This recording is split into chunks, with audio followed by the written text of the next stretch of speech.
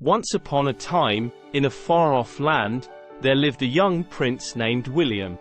He was the only child of King Henry and Queen Elizabeth, and he had been trained since childhood to become a just and wise ruler. William was kind and gentle, loved by all his people, and he had a deep sense of duty to his kingdom. However, there was a secret passion burning inside him, a passion for adventure. Ever since he was a young boy, William had dreamed of exploring the unknown lands beyond his kingdom. He had read books about far-off lands, exotic creatures, and ancient treasures, and he longed to see them for himself.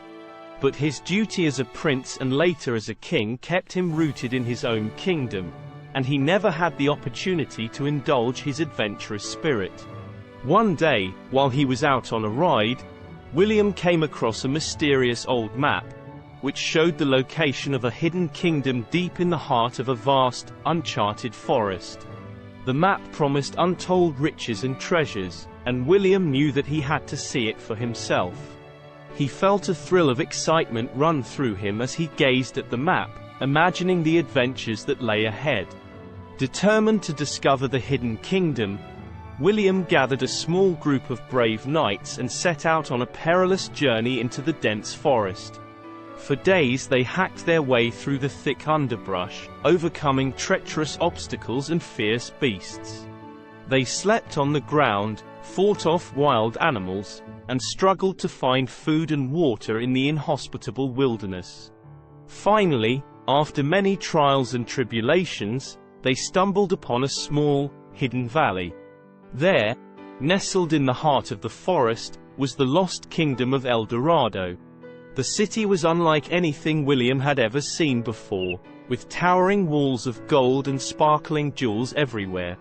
It was a city of incredible beauty and wealth, but it was also a city in ruin and decay. As they entered the city, they were greeted by a beautiful princess named Isabella, who told them the story of her people. The kingdom had once been prosperous and powerful, but it had fallen into ruin and decay after a great disaster had befallen them. The people of Dorado were living in poverty and despair, and they had given up hope of ever restoring their once great city to its former glory. William knew that he had to help Isabella and her people. With the aid of his knights, he set to work rebuilding the kingdom, using the treasures they had discovered to restore the city to its former glory. He used his knowledge of architecture and engineering to build new structures and repair old ones, while his knights worked to clear the debris and rebuild the walls. Years went by, and Dorado became a shining beacon of hope and prosperity in the region. William had become a beloved figure, not just in his own kingdom, but throughout the land. And Isabella had become his queen, ruling by his side and bringing peace and prosperity to their people. Under their wise and just leadership, Dorado became one of the most prosperous and powerful kingdoms in the region, and it was admired by all who knew of it. But William never forgot the lessons he had learned on his journey to Dorado. He knew that true wealth and happiness were not measured in gold and jewels, but in the love and respect of his people, and the sense of purpose he felt in helping others.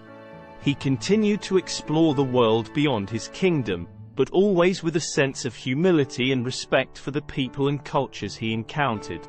And so, William's adventure had led him to a greater destiny than he ever could have imagined. He had found not just treasure, but true love and a purpose in life. And he lived. Thanks for watching.